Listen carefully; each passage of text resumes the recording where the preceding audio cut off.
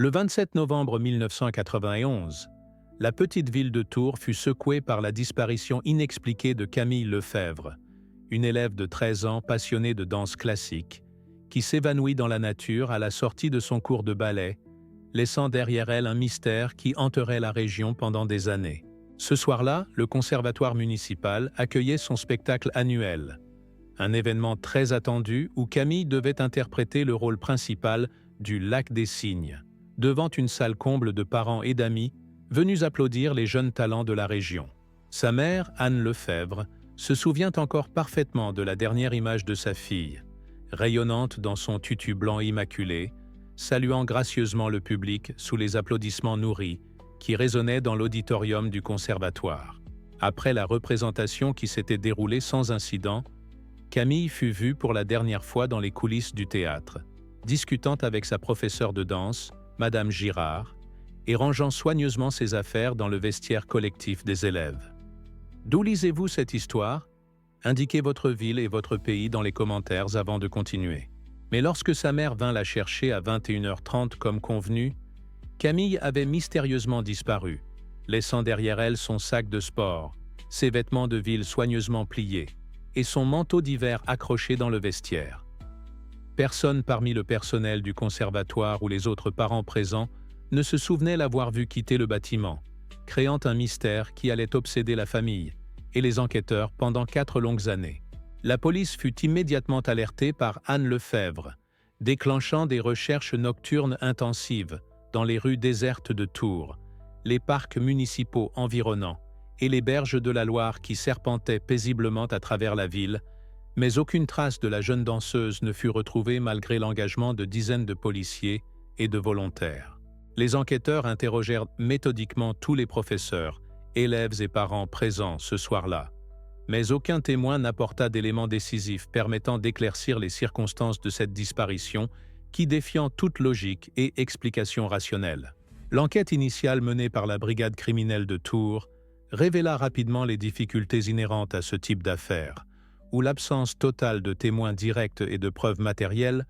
compliquait considérablement le travail des investigateurs expérimentés. Le conservatoire municipal, d'ordinaire lieu de joie, de rire et de musique mélodieuse, devint soudainement le centre névralgique d'une enquête angoissante et minutieuse, où chaque recoin, chaque couloir et chaque salle fut examiné à la loupe par les techniciens de la police scientifique. Les enquêteurs passèrent au peigne fin les registres d'entrée et de sortie, interrogèrent le personnel de sécurité et analysèrent les témoignages parfois contradictoires des personnes présentes lors du spectacle, sans parvenir à établir un scénario cohérent expliquant la disparition de Camille. La famille Lefebvre, dévastée par cette épreuve inattendue, mobilisa tous ses proches et amis pour organiser des battues dans la campagne tourangelle, distribuer des milliers d'affiches dans toute la région et lancer des appels à témoins répétés dans la presse locale et nationale. Anne Lefebvre, mère courage devenue le visage médiatique de cette tragédie, multiplia les interviews télévisées et radiophoniques, suppliant quiconque détenait la moindre information de se manifester auprès des autorités compétentes. Les semaines s'écoulèrent dans une attente insoutenable, ponctuée de faux espoirs et de pistes qui s'avéraient systématiquement infructueuses, plongeant la famille dans un désespoir grandissant que seuls peuvent comprendre ceux qui ont vécu pareille épreuve. La disparition de Camille bouleversa profondément la communauté de Tours, une ville habituellement paisible où ce genre de drame était heureusement exceptionnel, créant un climat d'inquiétude et de méfiance qui affecta durablement les habitudes des familles locales. Pendant des mois, les parents accompagnèrent systématiquement leurs enfants aux activités extrascolaires, les cours de danse du conservatoire virent leurs effectifs diminuer drastiquement, et une psychose collective s'installa progressivement dans cette ville qui avait perdu son innocence. Mais malgré tous les efforts déployés, le dossier finit inexorablement par s'enliser, rejoignant la longue et douloureuse liste des disparitions non élucidées qui hantent les commissariats français. Au fil des années qui suivirent cette tragédie, l'affaire Camille Lefebvre devint progressivement un sujet tabou dans la communauté du ballet tourangeau, où élèves et professeurs évitaient soigneusement d'évoquer cette disparition qui avait marqué au fer rouge l'histoire du conservatoire. Les élèves qui avaient reconnu Camille évitèrent d'en parler, préférant le silence à la douleur de se remémorer leurs camarades disparus, tandis que les professeurs détournaient systématiquement le regard lorsque le nom de la jeune danseuse était mentionné dans les conversations. La famille Lefebvre, brisée par cette épreuve qui dépassait l'entendement humain, sombra progressivement dans un silence douloureux et pesant, brisé seulement par les anniversaires de la disparition et les commémorations organisées par les associations de familles de disparus. Anne Lefebvre, autrefois femme dynamique et souriante, devint l'ombre d'elle-même, passant ses journées à scruter les visages dans la rue, espérant apercevoir sa fille qui aurait grandi et changé au fil des années. Pourtant,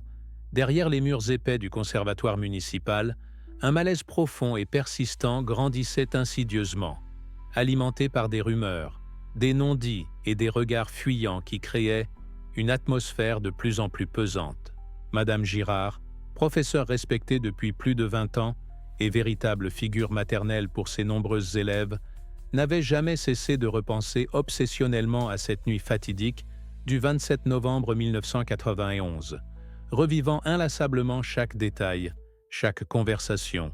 chaque geste qui avait précédé la disparition. Rongée par une culpabilité grandissante et des remords qui l'empêchèrent de dormir paisiblement,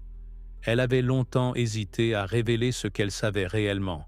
craignant légitimement de détruire des vies innocentes et de perdre définitivement la réputation qu'elle avait mis des décennies à construire. Cette situation intenable perdura jusqu'en 1991, lorsqu'un événement inattendu et bouleversant vint tout changer. Une nouvelle élève, âgée de seulement 12 ans, lui confia en larmes avoir été victime d'attouchements répétés par un membre influent du personnel du conservatoire, déclenchant chez la professeure une prise de conscience brutale et définitive. Cette révélation traumatisante fut le déclic qui poussa finalement Madame Girard à prendre la décision courageuse de tout raconter à la police, brisant ainsi 4 années de silence et de souffrance intérieure qui l'avaient littéralement rongé de l'intérieur. Lors d'un entretien émouvant et difficile au commissariat central de Tours, la professeure de ballet révéla aux enquêteurs stupéfaits qu'en 1991, quelques jours seulement avant le spectacle fatidique, Camille lui avait confié dans le plus grand secret qu'elle était régulièrement harcelée et importunée par le régisseur du conservatoire. Il s'agissait de Luc Morel, un homme d'apparence discrète mais jouissant d'une influence considérable au sein de l'établissement, officiellement chargé de la sécurité générale et de la logistique complexe des spectacles et représentations. Camille, adolescente timide et réservée, avait expliqué à sa professeure qu'elle avait peur de cet homme qui la suivait, lui faisait des remarques déplacées et tentait régulièrement de la toucher, sous prétexte de vérification technique ou d'ajustement de costume. Mais la jeune fille, terrorisée par les menaces voilées de Morel et craignant de ne pas être crue par les adultes, n'avait pas osé en parler à ses parents, préférant se confier uniquement à sa professeure en qui elle avait une confiance absolue. Madame Girard révéla également aux policiers qu'elle avait été témoin d'un incident troublant le soir même de la disparition, lorsqu'elle avait surpris une dispute véhémente entre Camille et le régisseur dans un couloir isolé du conservatoire, loin des regards indiscrets. Elle avait distinctement entendu des éclats de voix, des pleurs et ce qui ressemblait à une altercation physique, puis vu Luc Morel quitter précipitamment le bâtiment par une sortie de secours, l'air paniqué et visiblement bouleversé par ce qui venait de se passer. Par peur des représailles professionnelles, du scandale qui aurait éclaboussé le conservatoire et de la destruction de sa carrière, la professeure avait pris la décision de garder le silence, espérant naïvement que Camille reviendrait d'elle-même ou que la vérité éclaterait naturellement, sans qu'elle ait à intervenir directement. Ce n'est que face à la récidive manifeste du régisseur, désormais accusé par d'autres élèves de comportements similaires, qu'elle comprit enfin l'ampleur dramatique du danger et décida courageusement de briser le mur du silence. La confession bouleversante de Madame Girard eut l'effet d'une véritable bombe dans l'enquête qui stagnait depuis 4 longues années, relançant immédiatement les investigations avec une intensité et une détermination renouvelées. Luc Morel, le régisseur de 45 ans qui avait toujours joui d'une réputation irréprochable au sein du conservatoire, fut immédiatement interpellé à son domicile et placé en garde à vue dans les locaux de la police judiciaire de Tours. Lors des premiers interrogatoires menés par des enquêteurs expérimentés,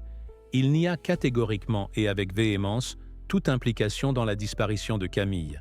affirmant ne rien savoir de ce qui avait pu arriver à la jeune danseuse ce soir-là. Cependant, les policiers obtinrent rapidement un mandat de perquisition pour fouiller minutieusement son domicile, une maison individuelle située dans un quartier résidentiel calme de la banlieue tourangelle. Cette perquisition révéla des éléments profondément troublants et accablants. Les enquêteurs découvrirent des journaux intimes détaillés, des centaines de photographies d'élèves prises à leur insu, et une collection macabre d'objets personnels appartenant à plusieurs jeunes filles du conservatoire. L'analyse approfondie des registres de présence et des systèmes de sécurité montra de manière irréfutable qu'il avait été la dernière personne à quitter officiellement le bâtiment le soir de la disparition, vers 23h15, soit près de 2 heures après la fin du spectacle. Confronté à ces preuves accablantes et aux témoignages concordants de plusieurs anciennes élèves qui commençaient à briser le silence, Luc Morel finit par craquer sous la pression psychologique des interrogatoires répétés. Dans un aveu glaçant qui marqua un tournant décisif dans l'enquête, il confessa avoir tenté d'agresser sexuellement Camille dans un local technique isolé du sous-sol, et qu'en se débattant courageusement pour échapper à son agresseur, la jeune fille avait chuté violemment en arrière, heurtant mortellement sa tête contre l'arête métallique d'un radiateur industriel. Paniqué par ce qu'il venait de provoquer et croyant avoir tué la jeune danseuse, il avait dissimulé son corps inerte dans une grande malle de costumes utilisée pour les spectacles, puis l'avait transporté en pleine nuit jusqu'à une zone boisée isolée à la périphérie de Tours, où il l'avait enterré à la hâte dans une fosse peu profonde. Les révélations choquantes de Luc Morel déclenchèrent immédiatement une opération de recherche d'envergure dans la zone qu'il avait indiquée aux enquêteurs, mobilisant des équipes spécialisées de la gendarmerie, des chiens renifleurs et des experts en médecine légale. Après 2 jours de fouilles intensives dans cette forêt de chênes et de châtaigniers située à une quinzaine de kilomètres du centre-ville de Tours, les recherches permirent effectivement de retrouver les restes de Camille Lefèvre, confirmant tragiquement le récit détaillé de son meurtrier. L'analyse médico-légale des ossements retrouvés, menée par des experts du laboratoire de police scientifique d'Orléans,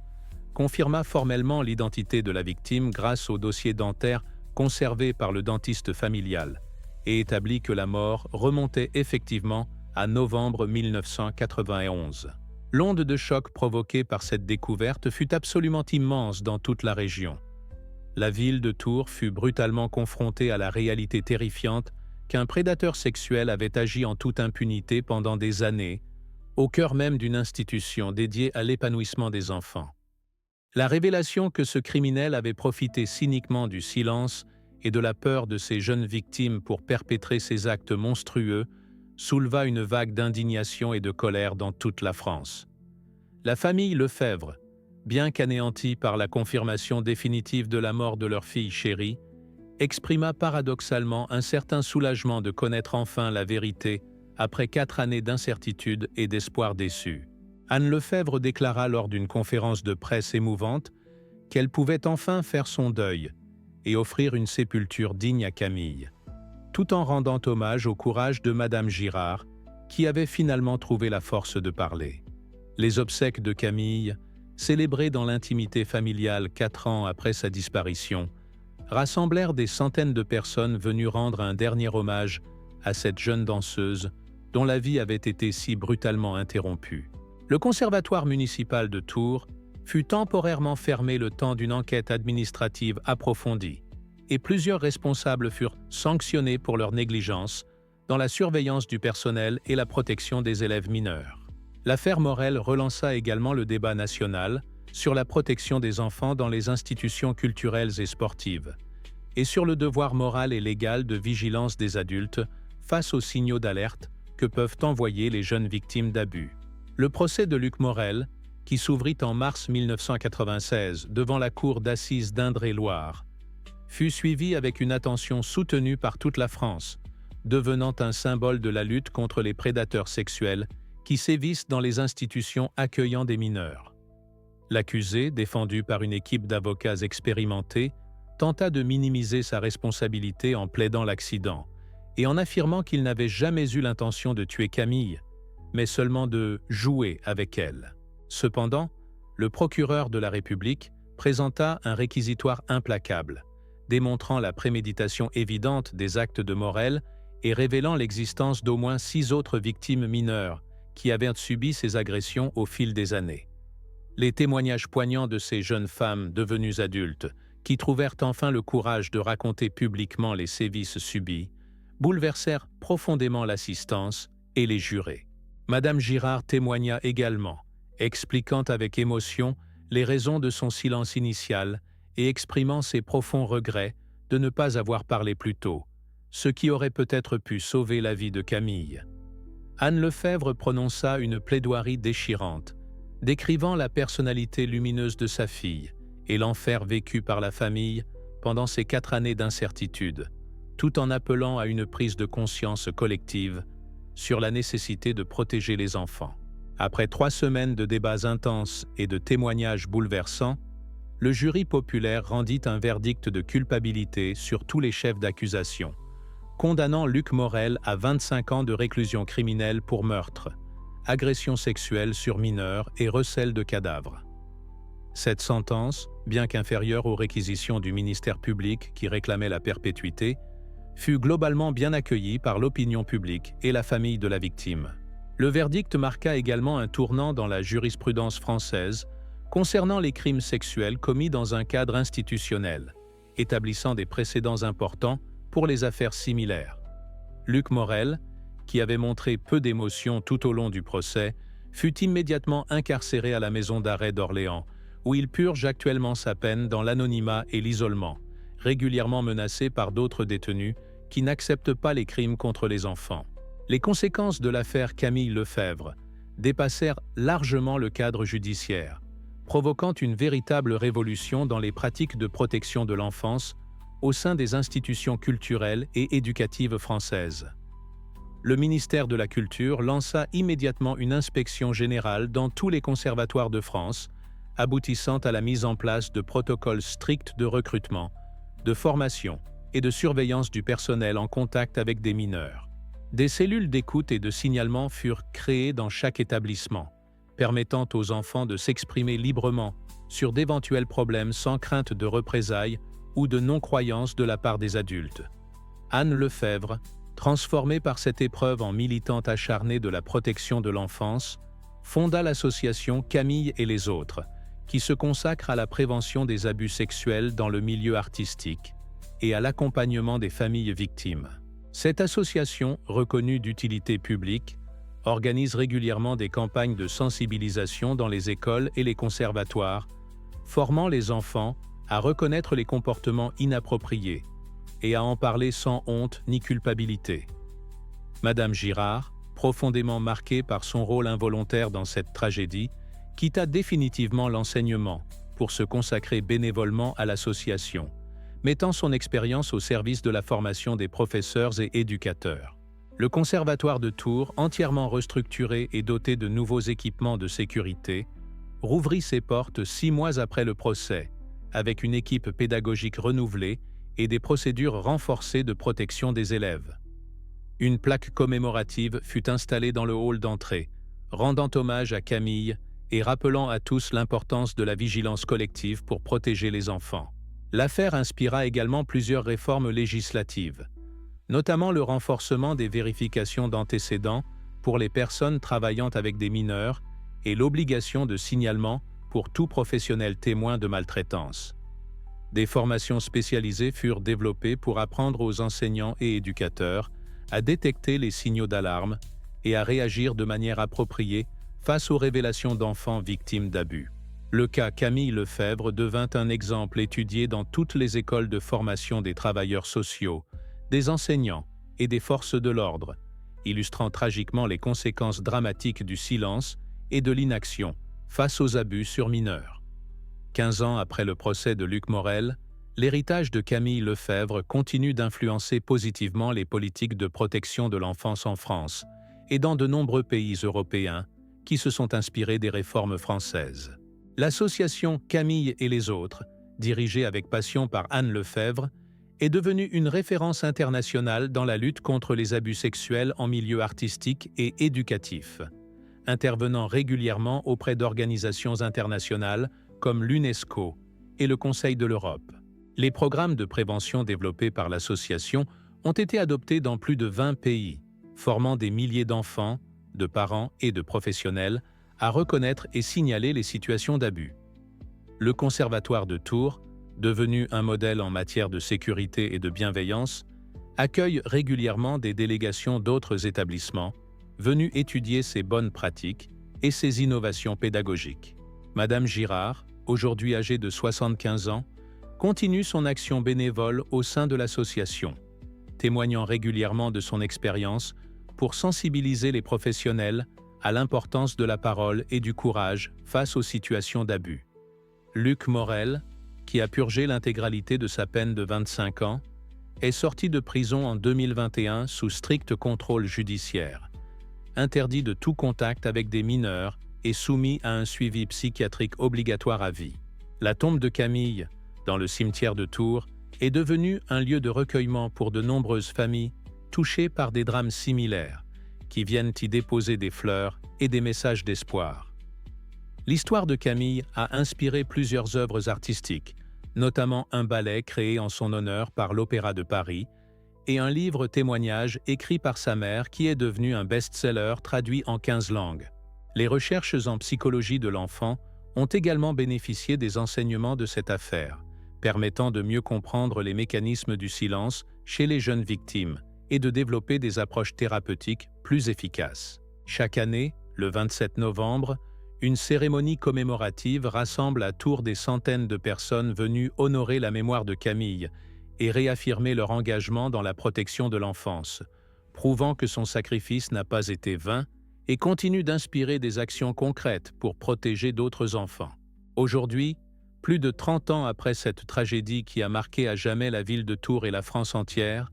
l'histoire de Camille Lefebvre demeure un puissant symbole de la nécessité absolue de protéger les enfants et de briser le silence face aux abus,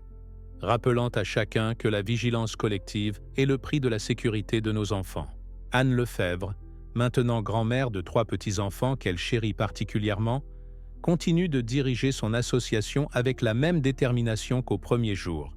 multipliant les interventions dans les écoles, les formations professionnelles et les conférences internationales pour transmettre son message de prévention. Le Conservatoire municipal de Tours, rebaptisé Conservatoire Camille Lefebvre, en hommage à la jeune danseuse, forme chaque année des centaines d'élèves dans un environnement sécurisé et bienveillant, prouvant qu'il est possible de concilier excellence artistique et protection de l'enfance. Les protocoles de sécurité développés suite à cette affaire sont désormais appliqués dans des milliers d'établissements à travers l'Europe, contribuant à prévenir de nombreux cas d'abus et à libérer la parole des victimes potentielles. Madame Girard, bien qu'affaiblie par l'âge, continue de témoigner lors de formations professionnelles, rappelant inlassablement l'importance du courage et de la responsabilité de chaque adulte face aux signaux de détresse des enfants. La mémoire de Camille vit également à travers les nombreuses bourses d'études artistiques créées en son nom, permettant à des jeunes talents issus de milieux défavorisés de poursuivre leurs rêves dans des conditions sécurisées. L'affaire Camille Lefebvre est étudiée dans toutes les facultés de droit, de psychologie et de sciences de l'éducation comme un cas d'école illustrant les enjeux complexes de la protection de l'enfance et les conséquences dramatiques du silence institutionnel. Son histoire, devenue un pilier de la formation des professionnels de l'enfance, continue d'inspirer de nouvelles générations d'éducateurs, de travailleurs sociaux et de forces de l'ordre dans leur mission de protection des plus vulnérables. Chaque enfant qui grandit aujourd'hui dans un environnement plus sûr, chaque victime qui trouve le courage de parler, chaque adulte qui ose briser le silence face à l'inacceptable porte en lui un peu de l'héritage de Camille Lefebvre. Cette petite danseuse, dont la tragédie a permis de sauver tant d'autres vies et de transformer notre société pour le mieux. L'étoile de Camille brille toujours dans le ciel de Tours, rappelant à tous que même dans les ténèbres les plus profondes, l'amour et le courage peuvent triompher pour protéger l'innocence et construire un monde plus sûr pour tous les enfants.